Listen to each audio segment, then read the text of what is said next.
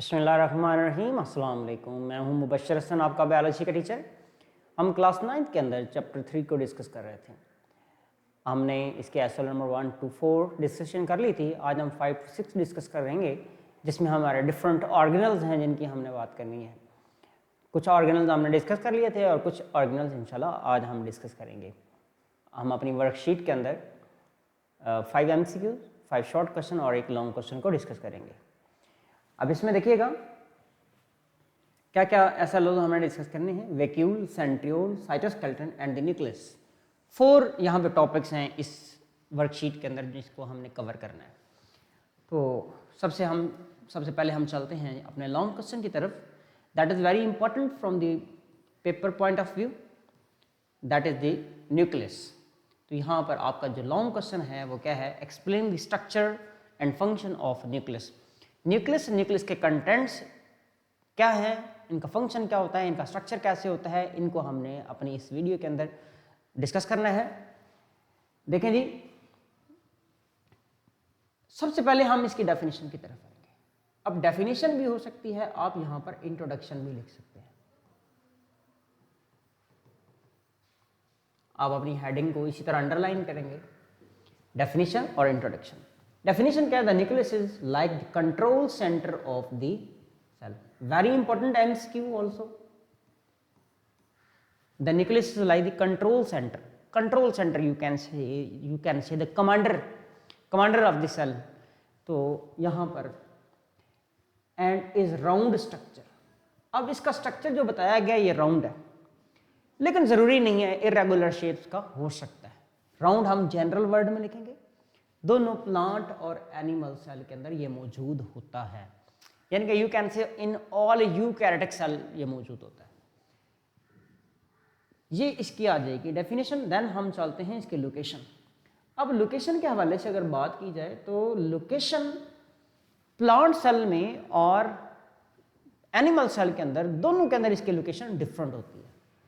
सबसे पहले हम देखते हैं एनिमल सेल के अंदर। एनिमल सेल के अंदर it is located in the centre of the cell. याद रखिएगा, ये भी एक इंपॉर्टेंट MCQ है। एनिमल सेल के अंदर न्यूक्लियस कहां पर है, इन द सेंटर है, ठीक है। और इसके बाद हम अगर प्लांट सेल के अंदर देखें तो प्लांट सेल के अंदर ये कहां पर होता है, in mature plant cell due to the formation of a large central vacuole it is pushed to the sides. You can say ये पेरिफेरल होता है, पेरिफेरल, यानी कि ये पेरिफेरल होता है। अगर इसको देखा जाए तो पेरिफेरल क्या है, कैसे है, हमने ये एक सेल देखा है, हमने प्लांट सेल को कुछ इस तरह से डिज़ाइन किया था। ये प्लांट सेल है, इसके अंदर हम इस न्यूक्लियस को देखें तो ये न्यूक्लियस यहाँ पर मौजूद है और यहाँ पर एक सेंट्रल लार्ज वैक्यूल हमें नज़र आता है। ये लार्ज वैक्यूल है और जो पेरिफेरल है ये हमारा न्यूक्लियस आ जाता है। तो यहाँ पर हमने बात की हुई है कि ये क्या है, ये इसकी सेल वॉल है। ये कौन सी सेल वॉल है, ये primary cell wall. Another cell है, नेबरिंग सेल है। अपने प्लांट की जो सेल वॉल है वो प्राइमरी सेल वॉल ये होती है। इसके दरमियान में मिडल लमेला हमने देखी and so on, multiple structure हमने देखा। तो ये न्यूक्लियस हमने देखा है कि ये पेरिफेरल पार्ट में मौजूद होता है। तो यहाँ पर देखिए कि ये हमने लोकेशन के हवाले से 2 MCQs को डिस्कस किया है। नेक्स्ट चलते हैं जी। नेक्स्ट में है न्यूक्लियर इन्वेलप। स्ट्रक्चर के अंदर न्यूक्लियर इन्वेलप की बात हमने करनी है। देन न्यूक्लियर पोर्स की बात करनी है, देन इसके न्यूक्लियर प्लाज्म की बात करेंगे, देन क्रोमैटिन की बात करेंगे एंड न्यूक्लियस की बात करेंगे। Nuclear envelope, nucleus is surrounded by 2 membranes collectively form the nuclear envelope. हमने ये बात क्लोरोप्लास्ट में भी कही थी कि उसकी भी 2 पैरेलल मेम्ब्रेन्स होती हैं, उसको हम कलेक्टिवली इन्वेलप कह रहे हैं। तो यहाँ पर भी हम इन्वेलप का वर्ड यूज करेंगे और दोनों पैरेलल होती हैं। Important one, nuclear pores. The nuclear envelope bears nuclear pores at point where both membranes fuse with each other. यानी कि होता क्या है, इस स्ट्रक्चर को आप जरा गौर से देखिएगा। ये हमारे पास एक न्यूक्लियस की मेम्ब्रेन, आउटर इनर यहाँ पर फ्यूज हुई है और आपको एक ओपनिंग नजर आ रही है, एक पोर नजर आ रहा है, यानी कि आउटर और इनर आपस में फ्यूज हुई है और यहाँ पर आपको ये ओपनिंग नज़र आ रही है, एक पोर नज़र आ रहा है, इसको हम क्या बोल रहे होते हैं, न्यूक्लियर पोर्स कहते हैं। यहाँ पर कुछ प्रोटीन भी होती हैं जिनको हम क्या कहते हैं, न्यूक्लियर पोरेंस प्रोटीन होती है, न्यूक्लियर पोरेंस प्रोटीन। पोरेंस प्रोटीन है बेसिकली जो पोर बनाती हैं। तो यहाँ पर हमने न्यूक्लियर इन्वेलप के साथ न्यूक्लियर पोर्स की बात की है। अच्छा, नेक्स्ट आ जाएगा हमारा न्यूक्लियोप्लाज्म। न्यूक्लियोप्लाज्म में क्या क्या हमने डिस्कस करना है, देखें जी। Nucleus contain a fluid that is known as nucleoplasm, यानी कि हमारा ये न्यूक्लियस है, सपोज करें ये न्यूक्लियस है। इस न्यूक्लियस के अंदर ये जितना भी मटेरियल है इसको हम क्या बोलेंगे, न्यूक्लियोप्लाज्म। इसके अंदर क्या मौजूद है, हमें पता है कि हमारे क्रोमोसोम यहाँ पर मौजूद होते हैं, क्रोमोसोम मौजूद होते हैं। इसके अंदर न्यूक्लियस भी होते हैं, न्यूक्लियस भी होते हैं। और ये जितना भी मटेरियल होता है न्यूक्लियस के अंदर हम इसको कलेक्टिवली न्यूक्लियोप्लाज्म बोलते हैं। अब न्यूक्लियोप्लाज्म के अंदर क्या क्या चीज़ें होती हैं, जैसा कि न्यूक्लियस है, यहाँ पे न्यूक्लियस के अंदर मौजूद है न्यूक्लियोप्लाज्म, न्यूक्लियोप्लाज्म के अंदर मौजूद है क्या, न्यूक्लियस। न्यूक्लियस क्या होता है, nucleus is surround darkly stained area. Very important MCQ है यहाँ पर। Darkly stained area in the nucleus that is known as nucleus, इसे हम न्यूक्लियस कहते हैं। अच्छा, अब ये मेम्ब्रेन बाउंड नहीं होता, याद रखिएगा ये मेम्ब्रेन बाउंड नहीं होता। और आपने इसके लिए ऑलरेडी डिस्कस किया हुआ है कि यहाँ पर क्या बनते हैं, यहाँ पर राइबोसोमल सब यूनिट बनते हैं, राइबोसोमल सब यूनिट्स बनते हैं, सब यूनिट्स, राइबोसोमल सब यूनिट्स यहाँ पर बनते हैं। अच्छा, इससे आगे चलते हैं हेरिडिटरी मटेरियल। हेरिडिटरी मटेरियल क्या होते हैं, क्रोमोसोम्स होते हैं बेसिकली। आपके पास क्रोमोसोम में आगे फिर डीएनए होता है, ये क्रोमोसोम है, इसके पास क्या होता है, ये डीएनए मौजूद होता है। तो ये डीएनए जो है ये किस में मौजूद है, हमारे क्रोमोसोम में। और क्रोमोसोम किस में है, यहाँ पर न्यूक्लियोप्लाज्म में मौजूद है, और यानी कि न्यूक्लियस में मौजूद है। अच्छा, इसमें आप देखें क्रोमैटिन होता है। क्रोमैटिन के अंदर दो चीज़ें होती हैं, डीएनए एंड प्रोटीन। प्रोटीन में हमने याद रखना है कौन सी प्रोटीन होती है, हिस्टोन प्रोटीन होती है, that is very important, histone protein होती है। आगे हम चलेंगे क्रोमोसोम। अब दो चीज़ें हैं यहाँ पर, एक क्रोमैटिन होता है, एक क्रोमोसोम होता है, दोनों में डिफरेंस होता है। क्रोमोसोम जब क्रोमैटिन कंडेंस होता है तो क्रोमोसोम बन जाते हैं, और जो क्रोमोसोम डिस्पर्स होते हैं तो क्या बना देते हैं, क्रोमैटिन बना देते हैं। कंपोजिशन सेम होती है दोनों के अंदर, यानी कि क्या होता है, डीएनए भी होता है एंड प्रोटीन्स भी होती हैं, डीएनए एंड प्रोटीन दोनों मौजूद होती हैं। ठीक हो गया। अब हम चलते हैं जी नेक्स्ट न्यूक्लियर पोर्स के हवाले से। हमने ऑलरेडी बात की है न्यूक्लियर पोर्स का काम क्या होता है और वो होते क्या हैं। ज़रा देखिएगा, न्यूक्लियर पोर्स के हवाले से हम देखते हैं जी, हमने ये बात की, ये हमारा न्यूक्लियस है, हमने कहा यह डबल मेम्ब्रेनस है, और हम ये भी कह रहे थे कि कहीं कहीं इनकी मेम्ब्रेन आपस में मीट की हुई है, जहाँ पर क्या स्ट्रक्चर मौजूद है, न्यूक्लियर पोर्स यहाँ पर हमें नज़र आ रहा है, यह न्यूक्लियर पोर्स हमने एक डिस्कस कर लिया। अब हम देखेंगे होता क्या है। यहाँ पर न्यूक्लियोप्लाज्म है, यहाँ से मटेरियल सेल से बाहर आता है और सेल से मटेरियल यहाँ पर आता है। सपोज करें कौन सा मटेरियल आता है, जैसा कि इन साइड क्या बन रहे हैं, राइबोसोमल सब यूनिट्स बन रहे हैं, ये बन के राइबोसोमल सब यूनिट्स ये बन के सेल से बाहर आते हैं, और बाहर क्या बन रही हैं, जैसे कि प्रोटीन एंजाइम्स बन रहे हैं, एंजाइम जो हैं वो इन साइड जा रहे हैं। तो यहाँ पे एक ट्रैफिक चलती है, किस चीज़ की, मुख्तलिफ, यानी कि कुछ कंटेंट वहाँ से इधर आते हैं, कुछ कंटेंट यहाँ से वहाँ जाते हैं। इसे कहते हैं nucleocytoplasmic traffic, nucleocytoplasmic traffic, nucleocytoplasmic traffic का नाम देते हैं। ट्रैफिक भी कहते हैं, एक्सचेंज भी कहते हैं, न्यूक्लियोसाइटोप्लाज्मिक ट्रैफिक और न्यूक्लियो जो साइटोप्लाज्मिक एक्सचेंज भी कहते हैं। अच्छा, आगे हम चलते हैं तो न्यूक्लियस है, हमने ऑलरेडी बात की है nucleus. Ribosomes are assembled in the this point, ये ribosomal RNA formed which combine with the protein to form ribosome। यानी कि ये हमारे पास अगर न्यूक्लियस है, इसके अंदर हम देख रहे हैं कि ज़रा और कीजिएगा, ये एक न्यूक्लियस नज़र आ रहा है हमें। अब यहाँ पर इनर साइड पर देखें तो यहाँ पर ये प्रोटीन है राइबोसोमल प्रोटीन, और बाहर हमें जो क्या नज़र आ रहे हैं, राइबोसोमल सब यूनिट नज़र आ रहे हैं, राइबोसोमल सब यूनिट। तो ये दोनों जो चीज़ें हैं यहाँ पे कलेक्टिवली इसको हम न्यूक्लियस कह रहे होते हैं। यहाँ पर इस यूनिट के अंदर क्या होते हैं, यानी कि राइबोसोमल डीएनए भी हो जाता है, राइबोसोमल आरएनए भी आ जाता है, एंड राइबोसोमल प्रोटीन भी होती हैं। तो इस तरह से ये स्ट्रक्चर डेवलप होता है। बाकी न्यूक्लियस के अगर देखें, इसके फंक्शन के हवाले से चंद बातें देखें तो इसके मल्टीपल फंक्शन है। Cell activities, metabolism, growth and reproduction को ये कंट्रोल करता है, control centre of the cell है। तो ये हमारा था लॉन्ग क्वेश्चन। इस लॉन्ग क्वेश्चन को हमने कंप्लीट कर लिया। आगे चलते हैं जी हमारे शॉर्ट क्वेश्चन की जानब।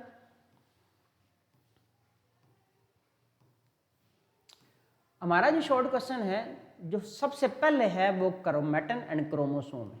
क्रोमेटिन एंड क्रोमोसोम का क्वेश्चन हमने प्रीवियस चैप्टर के अंदर भी डिस्कस किया है। ये बड़ा इंपॉर्टेंट है, इसलिए हम इसे अगेन डिस्कस कर रहे हैं, ये यहाँ पर न्यूक्लियस से आ जाए।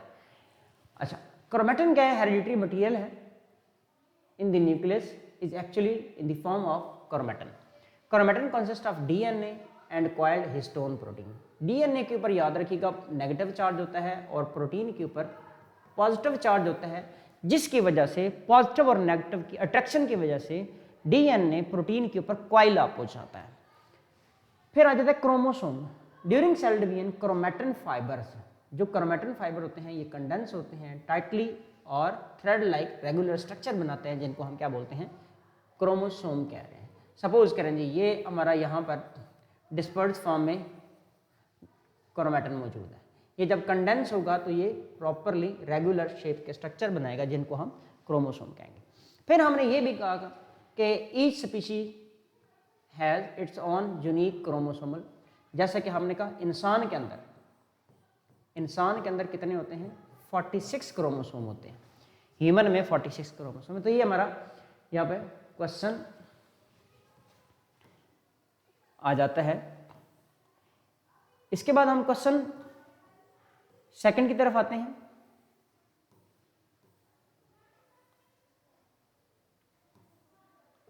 क्वेश्चन सेकंड है हमारा जी, how trigger pressure maintain cell. ये क्वेश्चन नंबर हमारा 2 आ जाएगा, यहाँ पर क्वेश्चन नंबर 2 आ जाएगा, ये क्वेश्चन नंबर यहाँ पे 3 आ जाएगा।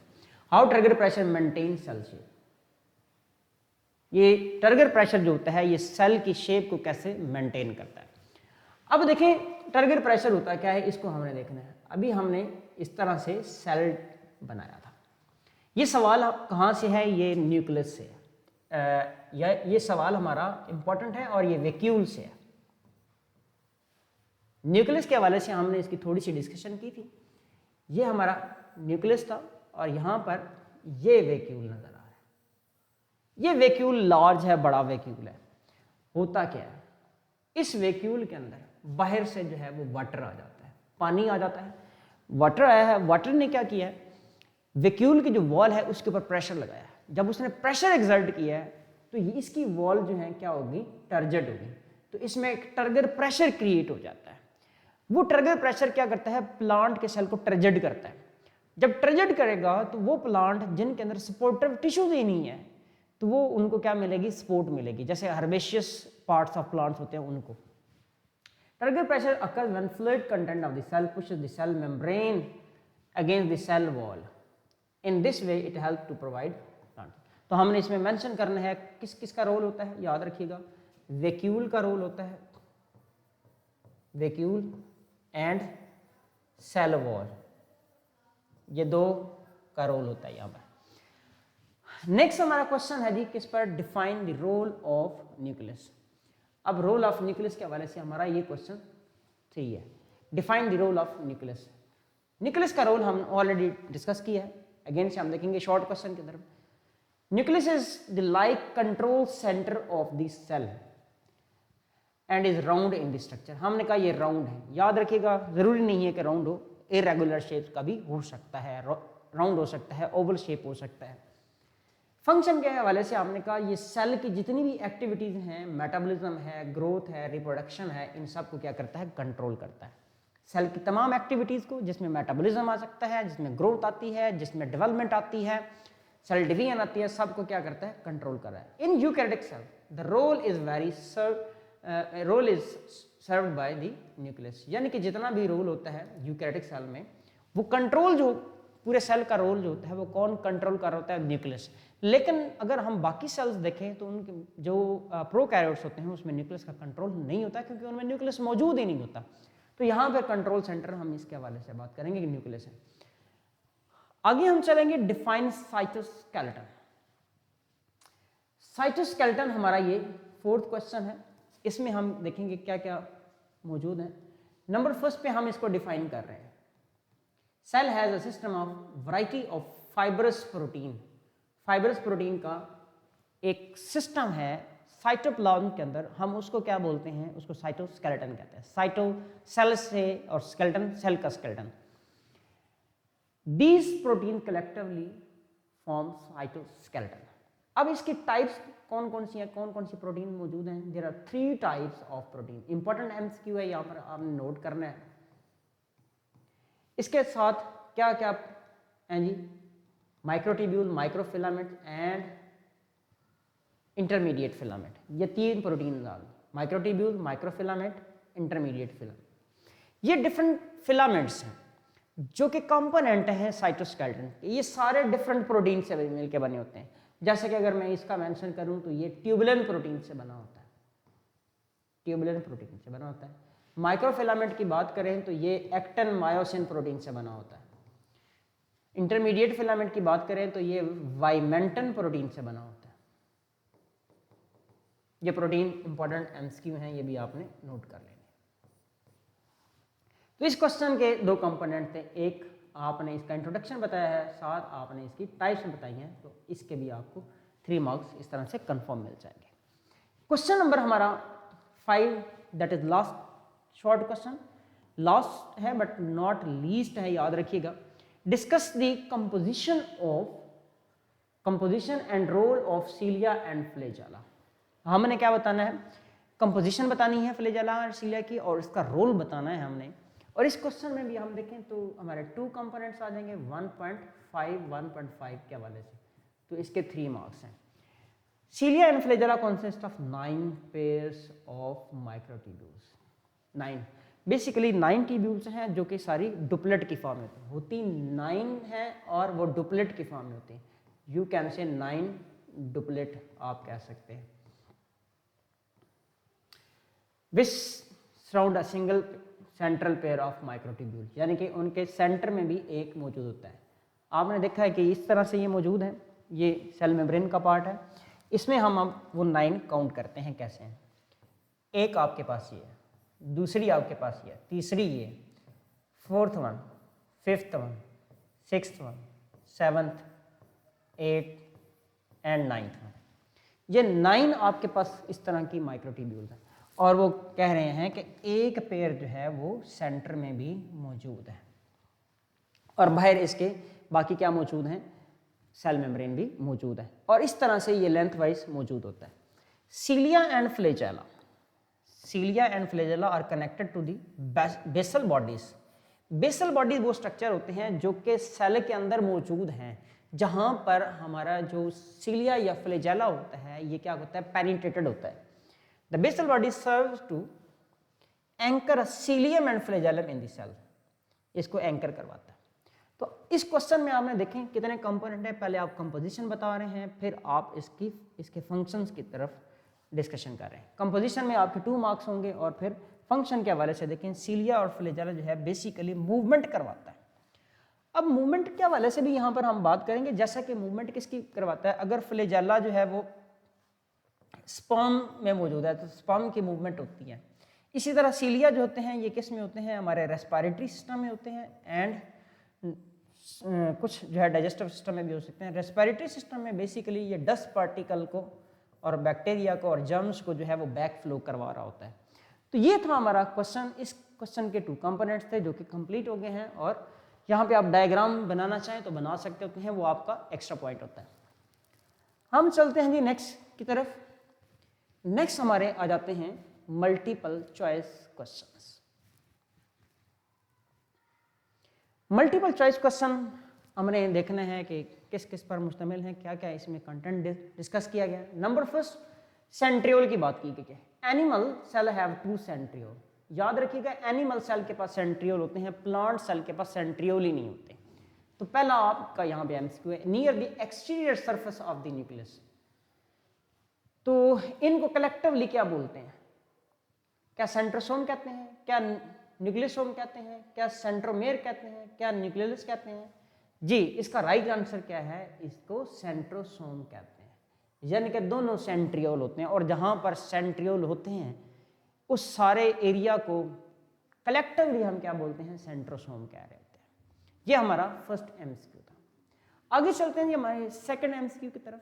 सेकंड एमसीक्यू क्या है? Centriole are involve in formation of. Centriole जो है ये क्या क्या बनाता है? जी, स्पिंडल फाइबर बनाता है। जब प्लांट या एनिमल सेल की सेल डिवीजन होती है, हम एनिमल सेल की बात करेंगे क्योंकि प्लांट में तो सेंट्रियोल होते नहीं, एनिमल सेल की सेल डिवीजन होती है, उस वक्त स्पिंडल फाइबर बनते हैं। स्पिंडल फाइबर ने क्या करना होता है? क्रोमोसोम को सेपरेट करना होता है। तो वहाँ पे जो स्पिंडल फाइबर बनते हैं वो किसने करवाने हैं? सेंट्रियोल ने। हमने कहा ये सीलिया भी बनवाता है, हम कहते हैं ये फ्लैजेला भी बनवाता है। तो इसका मतलब है हमारा आंसर यहाँ पर क्या आएगा? ऑल ऑफ दीज, यानी कि हमारा question all of these, that is right answer. आगे चलते हैं हमारे क्वेश्चन की तरफ। क्वेश्चन नंबर 3 है, chromatin consist of. Chromatin consist of proteins. बिल्कुल प्रोटीन इसमें मौजूद होती है, क्रोमैटिन के अंदर प्रोटीन होती है। और हमने कहा कौन सी प्रोटीन है? हमने कहा हिस्टोन प्रोटीन इसमें मौजूद होती है। और हमने ये भी बताया कि इसके ऊपर कौन सा चार्ज है? पॉजिटिव चार्ज है। हमने कहा डीएनए भी मौजूद है, और डीएनए के ऊपर कौन सा चार्ज होता है? नेगेटिव चार्ज होता है। इसका मतलब है ये दोनों होते हैं, both A and B. RNA नहीं होता, अलबत्ता आरएनए के ट्रेसेस जरूर होते हैं, लेकिन आरएनए उसकी कंपोजिशन का हिस्सा नहीं होता। Cell wall of non cellulose component. Cell wall of non cellulose component. अच्छा, non cellulose component found in. अब हमने देखना है कि ऐसी सेल वॉल जिसके अंदर सेलुलोज नहीं होता। प्रोटिस्टा की तो सेल वॉल ही नहीं होती, फंजाई की सेल वॉल होती है, लेकिन इसमें सेलुलोज नहीं होता, बल्कि क्या होता है? काइटन होता है। प्लांट की जो सेल वॉल है इसके अंदर देखें सेलुलोज होता है, एनिमल में तो सेल वॉल होती ही नहीं है। तो इस तरह से हम क्या बताएंगे? अल्फा, चार्ली एंड डेल्टा तो इसमें आता ही नहीं है, तो हमारा आंसर राइट क्या होगा? बीटा आंसर इज करेक्ट। आगे चलते हैं जी, क्वेश्चन नंबर 5 है, this one is the last one, last but not least. याद रखिएगा, what is the primary role of centriole. अब सेंट्रियोल का एनिमल सेल के अंदर प्राइमरी रोल क्या है? सेंट्रियोल बड़ा ही इंपॉर्टेंट शॉर्ट क्वेश्चन और एमसीक्यू है, इसलिए बार बार आपसे डिस्कस किया जा रहा है। सेल प्रोडक्शन, क्या सेल प्रोडक्शन में इसका रोल होता है? नहीं, सेल प्रोडक्शन में इसका रोल नहीं है। रिप्रोडक्शन, प्रोटीन सेंसस में इसका रोल नहीं है, सेल रिप्रोडक्शन में रोल नहीं है, सेल सेंसस में रोल नहीं है। क्या सेल डिवीजन में रोल है? जी बिल्कुल, सेल डिवीजन के अंदर इसका मेन रोल है, क्योंकि यहां पर ये क्या बनाता है? ये स्पिंडल फाइबर बनाता है। स्पिंडल फाइबर बना के ये अपना रोल परफॉर्म करता है। क्या फोटोसिंथेसिस में इसका रोल है? बिल्कुल ऐसा नहीं है। तो इसका मतलब हमारा जो राइट आंसर है वो क्या है? वो चार्ली है। इसके साथ हमारा यहाँ पे लेक्चर ये कंप्लीट होता है। आपने हमारे चैनल को सब्सक्राइब करना है, हमारी वीडियोस को लाइक और कमेंट लाजमी देने, अपनी सजेशन देनी है। नेक्स्ट लेक्चर तक के लिए हमें दें इजाज़त। अल्लाह हाफ़िज़।